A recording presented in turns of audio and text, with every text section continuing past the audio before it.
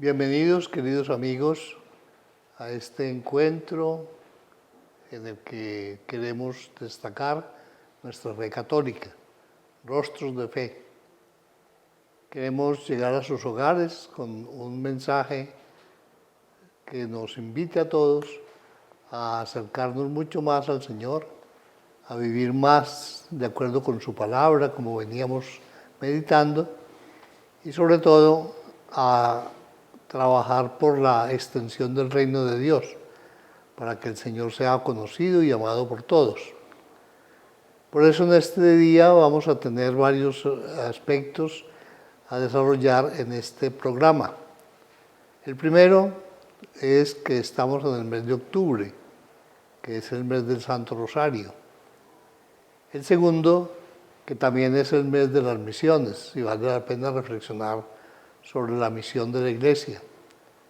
Y tercero, continuar con el estudio que veníamos haciendo sobre los libros de la Biblia, la revelación de Dios en la Sagrada Escritura.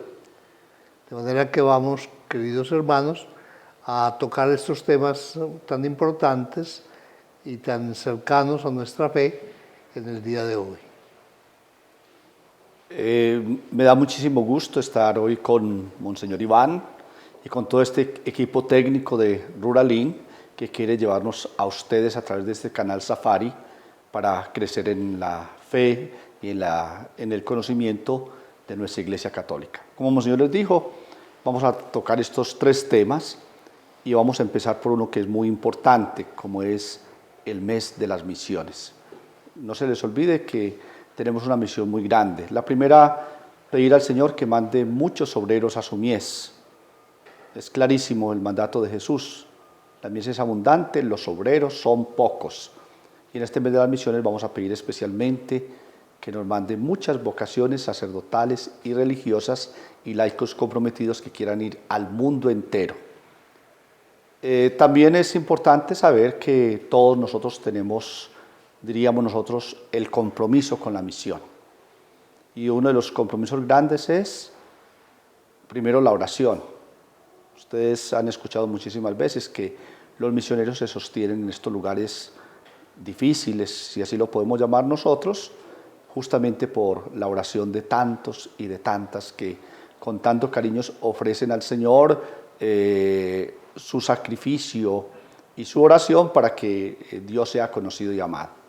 Y también el compromiso, diríamos nosotros, económico, que con eso se sostienen hospitales, escuelas, colegios, orfanatos y, por qué no decirlo, también los misioneros. Entonces, a ponernos la mano en el corazón y a pensar muchísimo en las misiones y pensar que todo lo que ha hecho la Iglesia, ustedes mismos saben que hay organizaciones a nivel mundial y nosotros conocemos las obras pontificias de una manera muy especial, donde la Iglesia nos anima constantemente que hay que servirle a la misión.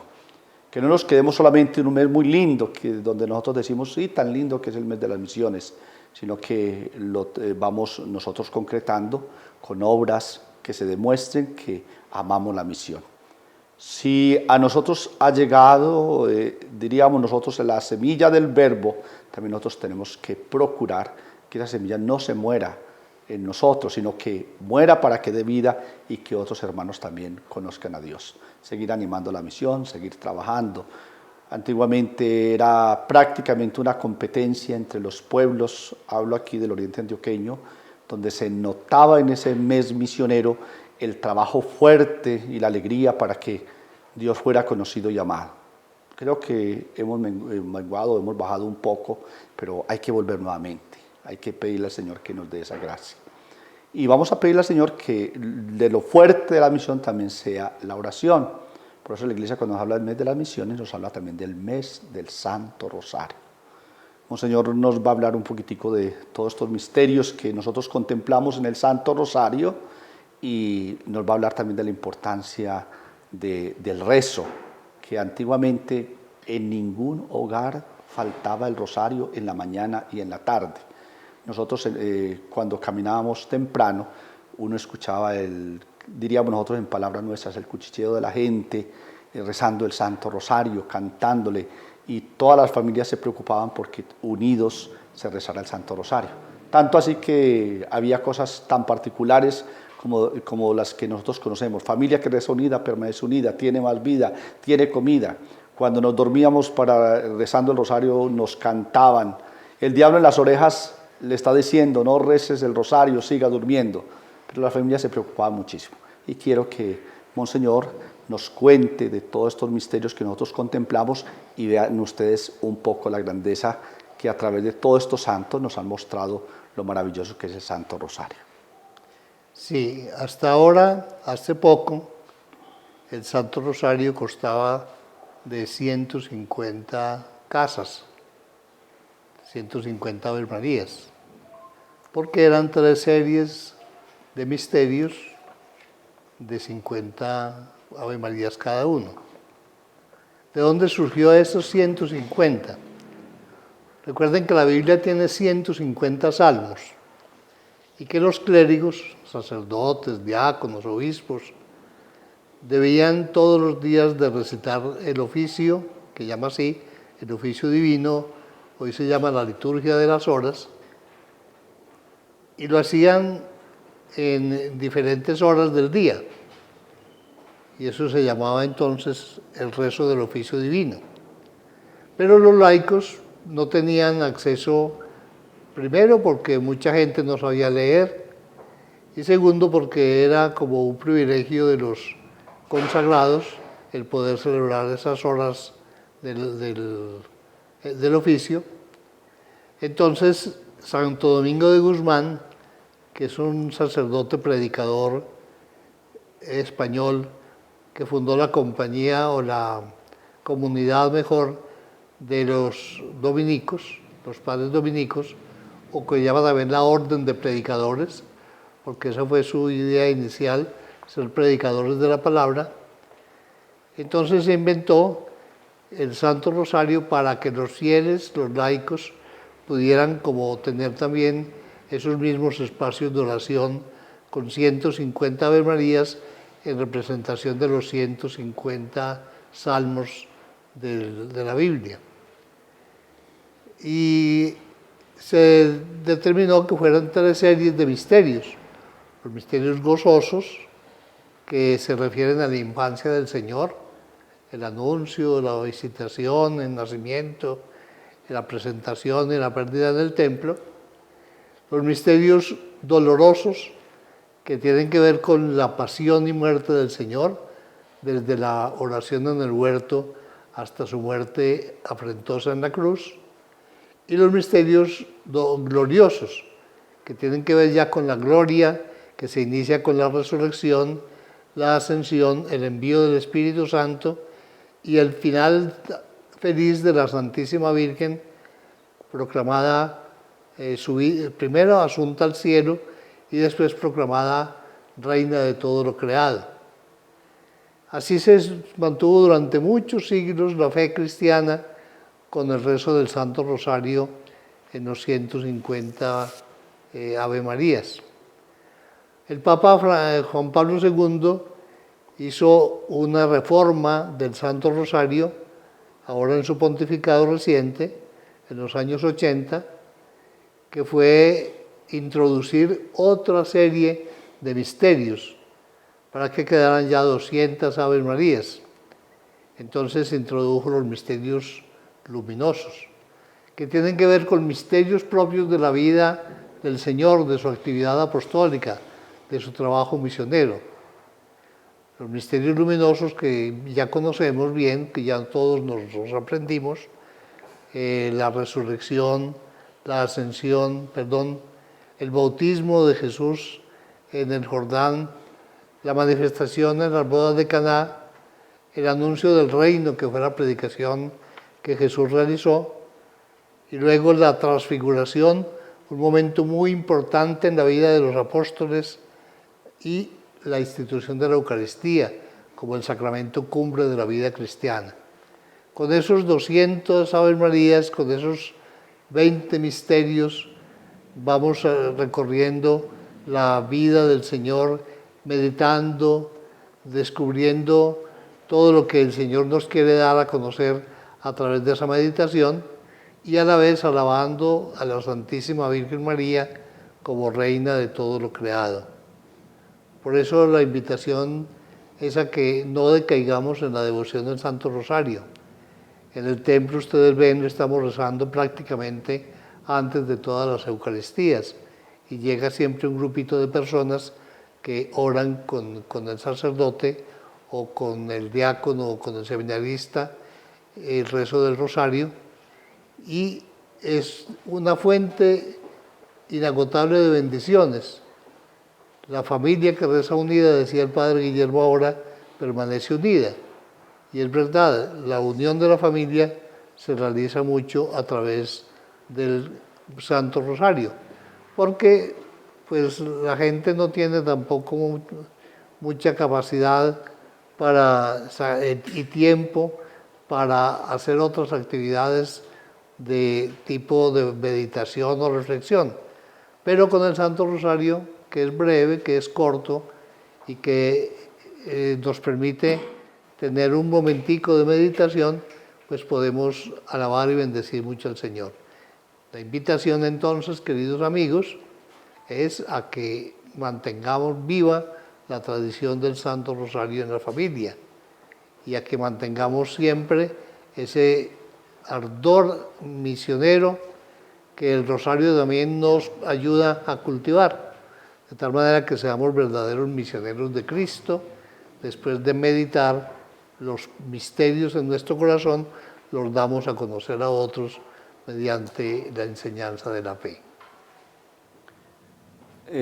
Bueno, entonces ya hemos visto estos dos temas tan importantes como es el rezo del Santo Rosario y un poco sobre la importancia de la misión.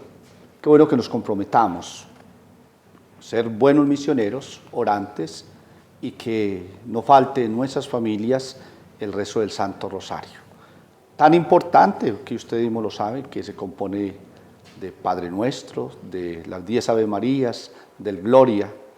Ya nosotros hemos escuchado toda la historia hermosísima que nos trae tanto Mateo como Lucas y nos han hablado de tantas veces sobre el Padre Nuestro que nosotros nos hemos quedado con las 7 peticiones que nos trae Mateo, y ustedes escuchaban esta semana o seguramente a través del internet ustedes encontraron el Evangelio de Lucas, y una de las peticiones que le hace sus discípulos es que les enseñe a orar. Ustedes ya saben que es muy importante la oración y nos enseñó justamente el Padre Nuestro. Y el Ave María, ya nosotros nos han dicho tantas veces que es prácticamente lo que nos trae Lucas, que es el saludo a la Virgen María, llena de gracia, el Señor es contigo, bendita tú eres entre todas las mujeres, que la reconoce como el fruto del vientre que lleva a Jesús y que le pedimos a ella que ruegue por nosotros que somos pecadores. Tan lindo nosotros poder decirle a María y reconocerla y ver en ella o a través de ella esa historia de la salvación y sentir que somos salvados justamente con ese sí de la Santísima Virgen María. Ahora vamos a continuar un poco en ese capítulo del Catecismo o en esa primera parte del Catecismo que hemos venido hablando de la Palabra de Dios, y decíamos justamente que la revelación entre la tradición y la Sagrada Escritura, que era el tema como principal, y fuimos caminando sobre el canon, hablamos sobre que eran 73 libros de la Palabra de Dios, los 27 del Nuevo Testamento, los 46 del Antiguo Testamento, y fuimos caminando, y en el programa pasado pudimos trabajar el Pentateuco, le dijimos de los 5 primeros libros de la Biblia. Vamos a ver si tenemos espacio siquiera para hablar de un segundo, diríamos nosotros, bloque del Antiguo Testamento, que son los libros históricos y narrativos. En ese bloque está Josué, Jueces, Ruth, Primera y Segunda Samuel, Primera y Segunda Reyes, Primera y Segunda Crónicas, Esdras, Nehemías, Tobías, Judith, Esther, Primera y Segunda Macabeos. Entonces, yo quisiera que Monseñor, aunque no nos hablara de cada uno de los libros, si nos pudiera contar un poquitico sobre propiamente este bloque de los libros históricos y narrativos. ¿Qué podríamos nosotros decir?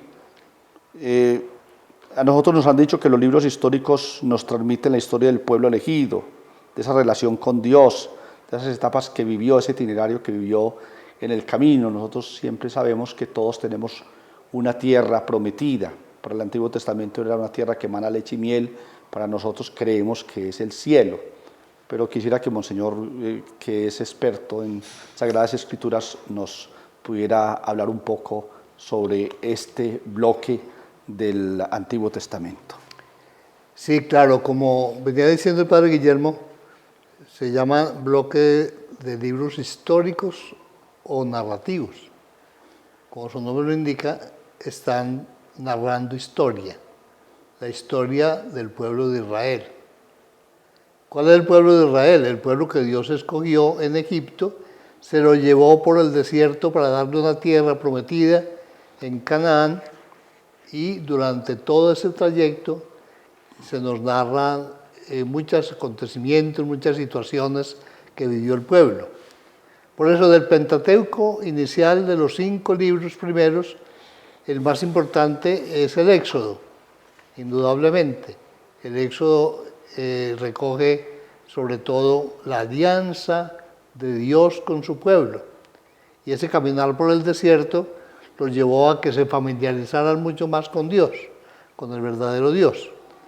Pero Dios los va a llevar a una tierra que les prometió desde el principio. Recordemos que le dijo a Abraham el Señor: sal de tu tierra y de tu parentela y vete a la tierra que yo te mostraré. Una tierra que emana leche y miel, un país próspero que yo te voy a regalar. Y voy a hacer una alianza con tu descendencia. Y eso es lo que hacen en el libro del Éxodo, en el Sinaí, una alianza de Dios con su pueblo. Pues bien, ese pueblo llegó a la tierra prometida dirigido por Josué. Recordemos que Moisés no tuvo el privilegio de entrar a la tierra prometida. La vio desde lejos, la contempló, pero no pudo entrar por ella porque el Señor no lo dejó que fuera Él el que disfrutara de la tierra prometida. Para Dios hay cosas que a veces son muy difíciles de comprender, porque Dios no está de acuerdo con que la gloria sea para los hombres. La gloria es únicamente para Dios, como dice el Salmo. No a nosotros, Señor, no a nosotros, sino a tu nombre da la gloria, por tu bondad, por tu lealtad. Entonces la gloria es para Dios. Por eso Moisés no entró a la tierra prometida. La tierra prometida la conquistó el pueblo con Josué como líder, como adalid de ese pueblo que estaba entrando hacia la tierra prometida. Y en ese momento empieza toda la historia del pueblo de Israel, la conquista de la tierra, las guerras que nunca han faltado en el mundo, las guerras con los pueblos vecinos, con los que estaban ahí establecidos, muy especialmente las guerras con los filisteos. Recuerden a Sansón y su guerra con los filisteos, las guerras con los amalecitas, con los que vivían en todos esos territorios que ellos iban a ocupar como pueblo de Dios.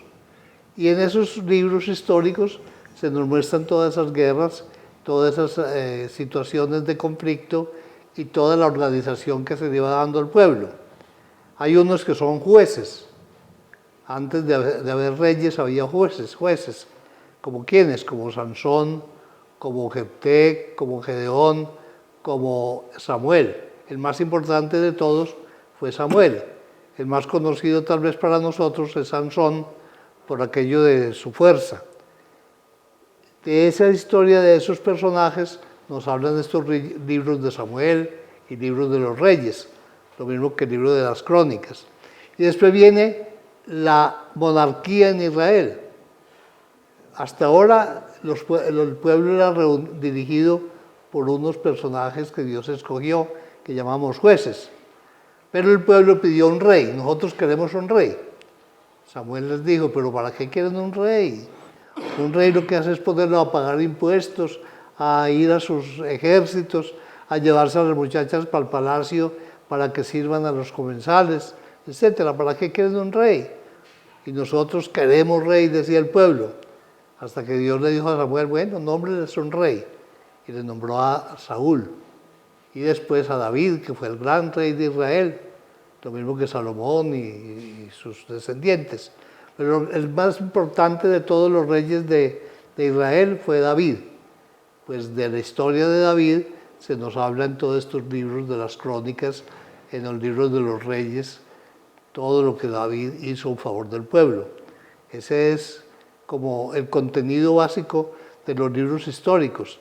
Ahí hay varios libritos que son pequeños, que son sencillos, que no son tan estrictamente históricos, sino más bien novelas, novelitas pequeñas como la de Tobías, como la de Ruth, como ¿cuál es otra? La de Esther, por ejemplo, que son pequeños libros que traen como algunos elementos más bien novelescos, pero que quieren expresar lo que estaba viviendo el pueblo de Israel en el proceso de acomodación de las tribus en el territorio de Canaán. Y es de resaltar en este bloque una oración hermosísima, Monseñor, que nosotros también en esta Semana de la Paz volvimos a retomarla y que de una manera muy especial en esos momentos tan difíciles, cuando estábamos en toda esta guerra, especialmente en el oriente antioqueño, rezamos de Esther, esa oración al Rey Omnipotente, que le decíamos que en vuestras manos están puestas todas las cosas. Qué rico, Monseñor, resaltar un poquitico por qué, digamos, el pueblo aclama y qué fuerza siente cuando se pone en las manos de Dios, que yo creo que sepamos nosotros también que la palabra de Dios tiene las mejores oraciones y que seguramente si nosotros la leyéramos más y la contempláramos más, la gozáramos más, podríamos tener más seguridad en nuestro trabajo. No es con las armas ni con la fuerza como el Señor salva a su pueblo. Hay una canción también que cantamos con frecuencia. No es con armas, sino con el Espíritu de Dios. El Espíritu de Dios es el que hace que su pueblo tenga esa capacidad para conquistar aquellas tierras que el Señor le había prometido entregarles. Y siempre, siempre ellos confían primero en Dios que en su poder militar. Más confianza en Dios que en las hazañas que puedan realizar como ejército. Ellos saben que muchas veces son poquíticos frente a una multitud que viene en su contra, pero el Señor está con ellos y los salva. Esa es la confianza de Israel. Israel confía en el Señor. La casa de Aarón confía en el Señor. Todos nosotros confiamos en el Señor, dicen los salmos. Esa confianza en el Señor es la que lleva a Esther a hacer esa oración tan bella que mencionaba el Padre Guillermo, en la que reconoce que todo lo bueno que se puede hacer frente al enemigo está dirigido por Dios. Dios es, al fin de cuentas, nuestro Salvador.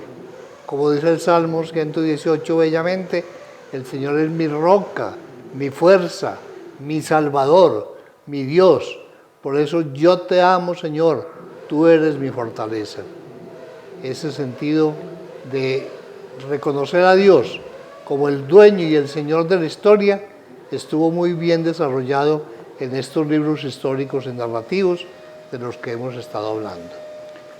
Y